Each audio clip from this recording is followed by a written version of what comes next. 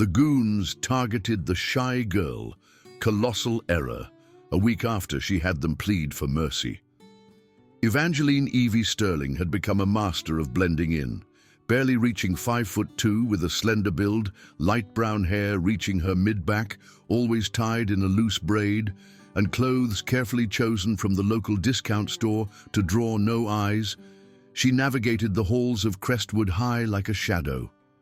Her folks had moved to this sleepy Montana town 4 months back, when her mom got a job at the lumber mill, and Evie's aim was to fade into the scenery until graduation day. What her new schoolmates weren't aware of was that Evie had devoted the last 9 years to studying Taekwondo and Judo at her aunt's dojo back in Seattle. She had won 4 state championships in her division and had sparred with fighters twice her size since she was a kid. Her aunt, a former Olympic medalist, had taught her that real power came from self-control and inner peace, not from looking for trouble. When her family relocated to Montana, her parents had begged her to leave that world behind and just be a regular student for once. "Please, honey," her dad had pleaded, his voice full of worry. "We've seen what that life can do to people, your aunt's injuries, the constant pressure. We just want you to have a quiet life here. Can you try to be just a normal girl for once?" Evie had agreed, partly because she was worn out from always being known as the fighter, and partly because she genuinely wanted to know what it felt like to be a regular student. She packed away her uniform, stopped talking about training, and promised to keep her skills a secret.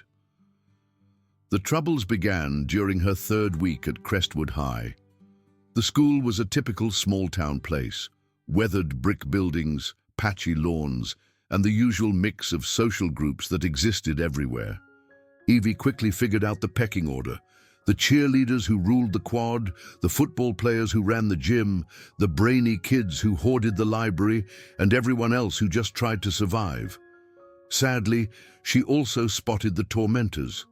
Dustin "Dusty" Blackwood was the kind of guy who thought he was hot stuff in high school and was desperate to keep it that way. He was a senior who should have graduated last year, but had been kept back due to skipping classes. He was tall, thick-necked, with the kind of smug grin that came from never facing consequences. His 2 sidekicks were just as bad. Robbie Finch, a skinny kid with too much energy who laughed way too loud at Dusty's jokes, and Kevin "Kev" Schultz, a chubby kid who seemed to exist just to make Dusty look good. Their first run-in was on a Wednesday during lunch break. Evie was sitting alone at a table near the windows, quietly eating her salad and sketching in her notebook, when Dusty's shadow fell over her table. "Well, what have we here?" Dusty said, plopping into the seat across from her without asking. Robbie and Kev stood behind him like guards. "You're that new girl, right? The one from Seattle?" Evie glanced up from her notebook, instantly recognizing the cruel spark in Dusty's eyes. She'd seen it plenty of times before, the look of someone who thought they'd found an easy target. "I'm Evangeline," she said softly, closing her notebook. "And yes, I'm from Seattle." "Seattle?" Robbie echoed in a mocking tone. "Ooh, big city. Bet you think you're better than us country bumpkins, huh?" "I don't think that at all," Evie replied, her voice even. "I'm just trying to eat my lunch." Dusty leaned forward, his smile turning nasty. "You know, new girl, there's kind of a rule around here at Crestwood. New students need to show a little respect to those of us who've been here longer. It's just how things are." Evie felt the familiar tension in her stomach that always came before a fight. Every lesson her aunt had pounded into her was urging her to show dominance right away, to show these boys that she wasn't someone to mess with. But she had promised her parents, and more importantly, she really wanted to try a different way. "I'm not looking for any trouble," she said, starting to pack up her lunch. "I'll just eat somewhere else." "Oh, but we haven't finished our chat yet," Kev said, putting his hand on her arm as she tried to get up. "See, that respect I mentioned? It's not just about attitude. There's a little, let's call it a welcome fee. $15 a week, and we make sure nobody bothers you." The demand was so ridiculous that Evie almost smiled. These boys had no idea who they were trying to scare. She could have had all three of them pinned to the floor in less than a minute. Instead, she gently pulled Kev's hand off her arm and stood up.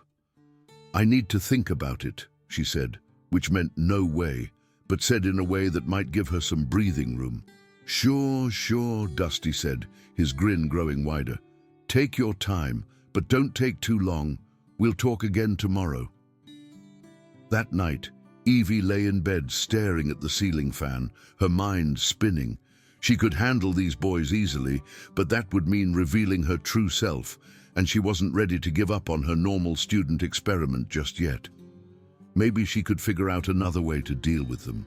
The next day, she had her answer ready when Dusty and his friends cornered her again near the art room.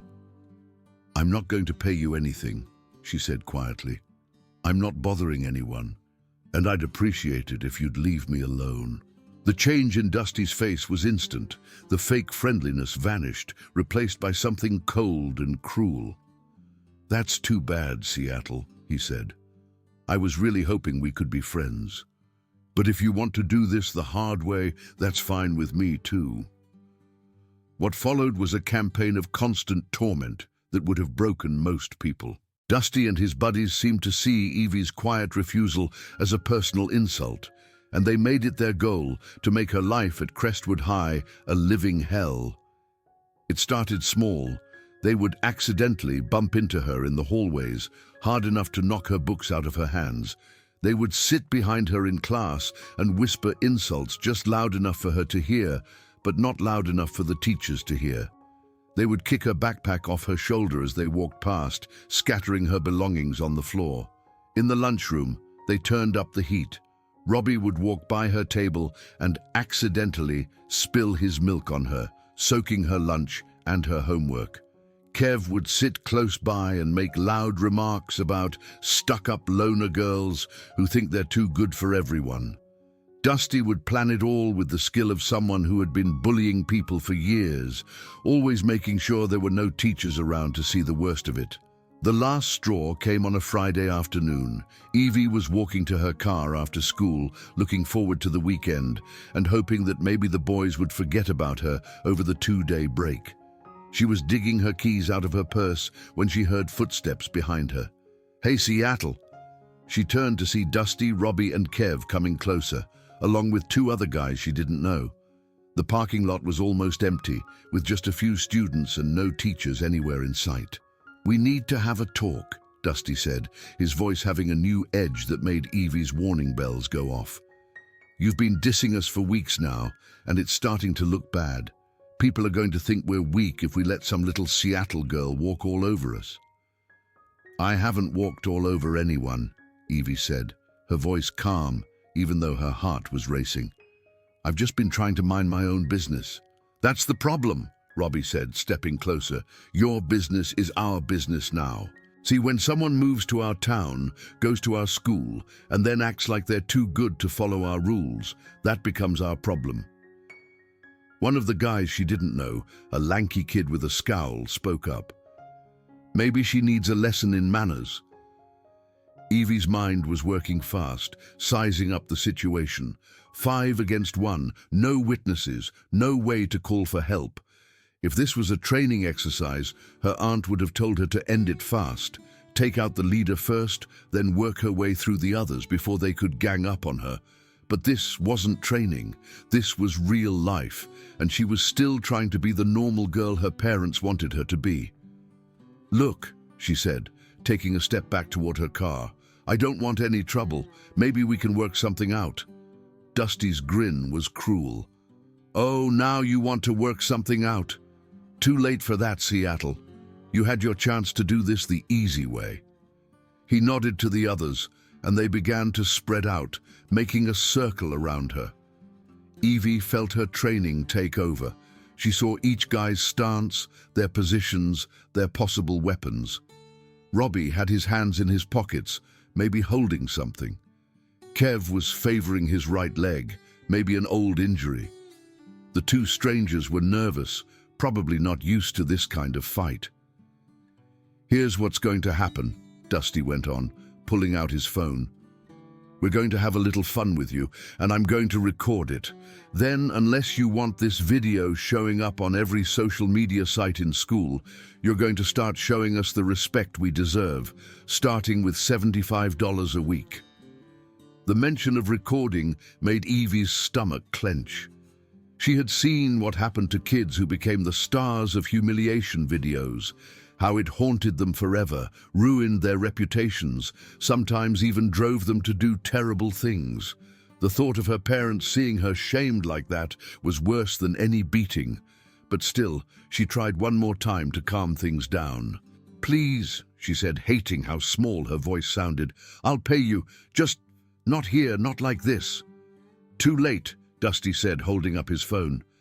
"The time for talking is over. Boys, help our new friend learn her place." Kev moved first, grabbing for her purse. In that moment, as his hands touched her bag and Dusty's phone started recording, something inside Evie broke. All the weeks of torment, all the shame, all the fear and anger she had been holding back exploded. But more than that, she knew that her attempt at being normal had failed. These boys would never leave her alone, would never see her as anything but a victim to be used. She had tried to be the person her parents wanted her to be, but sometimes the world doesn't let you choose who you are. "Let go of my bag," she said, her voice changing completely. Gone was the quiet, shaky tone she had been using for months. This voice was strong, steady, and completely sure of itself. Kev laughed and squeezed harder. "Or what, little girl? You gonna cry for your mommy?" What happened next shocked everyone's idea of who Evangeline Sterling really was. In one smooth move, Evie grabbed Kev's wrist with both hands, stepped to the side, and used his own weight to throw him over her hip.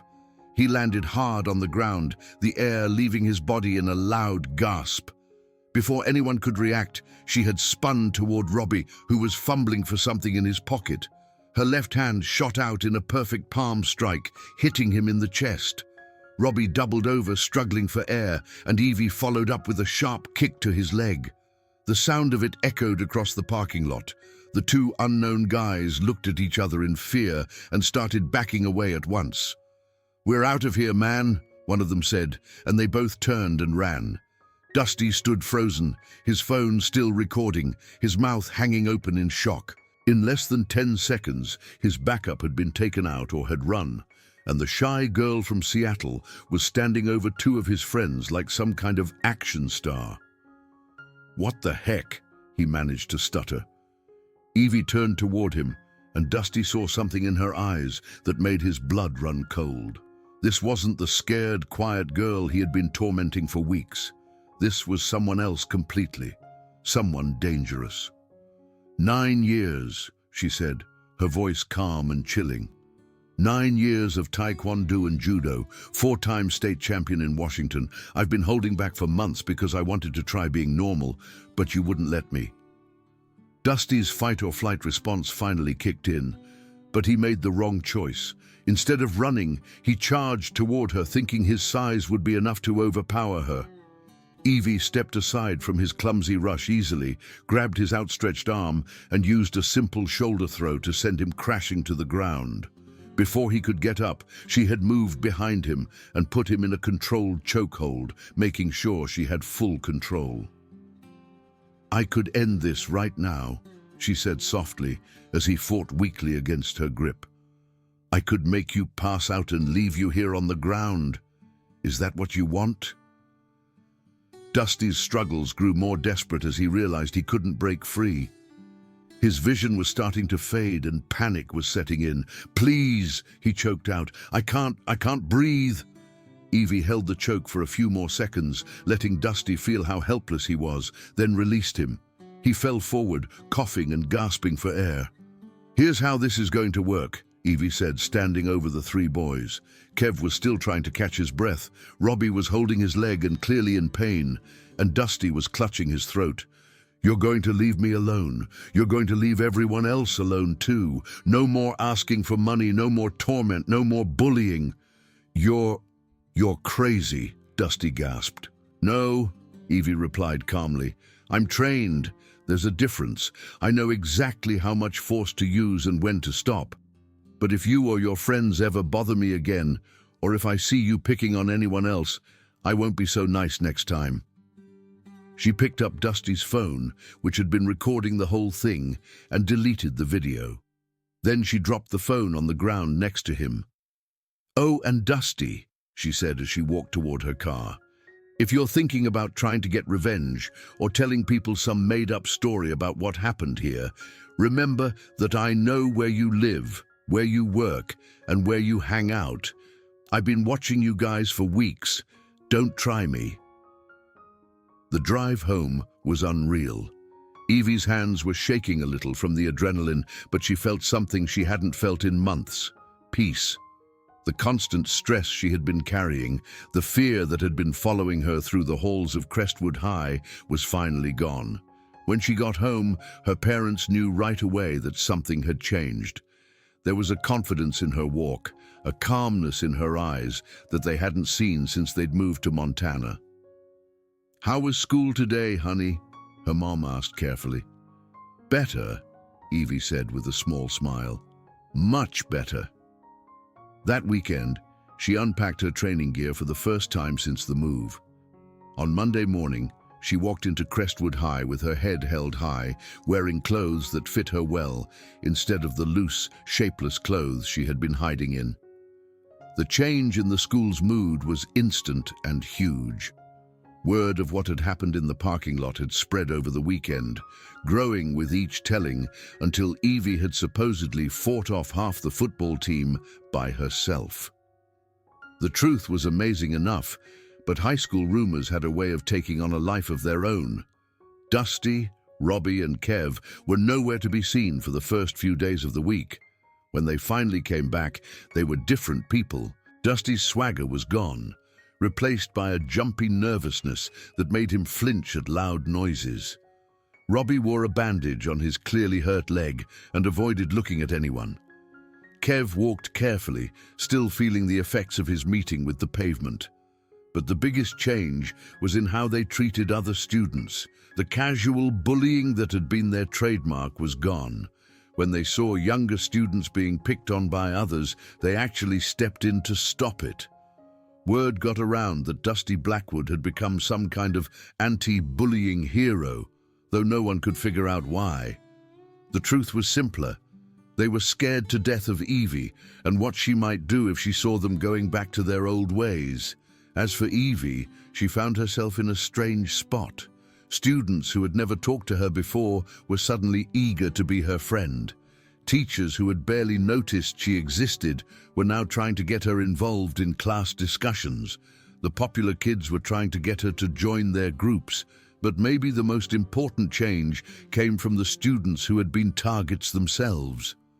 A shy freshman named Noah came up to her after lunch one day, his eyes wide with respect and thanks. "I heard what you did to Dusty Blackwood," he said quietly. "I just wanted to say thank you. He's been taking my lunch money since the start of the year, but he stopped after last week." Similar things happened all week. Girl after girl, boy after boy, coming to thank her for ending their suffering. Evie realized that Dusty and his friends had been making life miserable for a lot more students than she had known, and her actions had freed all of them. 3 weeks after the parking lot fight, Dusty Blackwood did something no one at Crestwood High School had ever expected. He apologized. It happened during lunch, in front of the whole cafeteria. Dusty walked up to Evie's table, where she was now sitting with a group of friends she had made since coming out of her shell, and cleared his throat nervously. "Evangeline," he said, his voice carrying across the suddenly quiet room, "I wanted to say I'm sorry for how I treated you. What I did was wrong, and I'm sorry." The cafeteria was silent. Students at nearby tables had stopped eating to watch the unbelievable scene of Dusty Blackwood, the school's former top bully, apologizing to the quiet girl from Seattle. "I accept your apology," Evie said calmly, "but you shouldn't be apologizing just to me. You should be apologizing to everyone you've hurt." Dusty nodded, his face red with shame and regret. You're right. I've been thinking a lot about the kind of person I was, and I don't like what I see. I'm going to try to be better. In the weeks that followed, Dusty kept his promise. He joined the student council, started helping younger students with their homework, and became a supporter of anti-bullying campaigns. Robbie and Kev followed his lead, and within a month, the trio that had once terrorized Crestwood High had become surprising heroes for the underdog. As for Evie, she found the balance she had been looking for. She wasn't the invisible girl she had tried to be, but she also wasn't only known for her fighting skills. She joined the school's self-defense club, started teaching self-defense classes for interested students, and became a voice for those who couldn't speak for themselves. Her parents were worried at first when they found out what had happened, but they came to understand that their daughter had found a way to use her power wisely. She wasn't looking for fights, but she was no longer afraid to stand up for herself or others when she had to. On graduation day, as Evie walked across the stage to get her diploma, she thought about the journey that had brought her to this point. She had learned that sometimes you can't choose whether to be different or not. Sometimes the world forces you to make that choice, but you can choose how to use your differences, whether to help or hurt, whether to lift others up or push them down. Dusty Blackwood graduated that day too, having caught up on his missing credits through summer school and community service. As they passed each other after the ceremony, he stopped and held out his hand. "Thank you," he said simply, "for showing me who I was becoming and for giving me a chance to be better." Evie shook his hand and smiled. "We all make mistakes, Dusty. The important thing is learning from them." Years later, Evie would become a self-defense instructor and youth mentor, helping troubled kids find healthy ways to deal with their anger and frustration. Dusty would become a counselor, dedicating his life to helping young people avoid the mistakes he had made in high school. But in that moment, standing in the parking lot of Crestwood High School with their diplomas in hand, they were just two people who had learned one of life's most important lessons: that true strength isn't about controlling others, but about protecting them. And sometimes, the quiet ones are the ones you should never underestimate.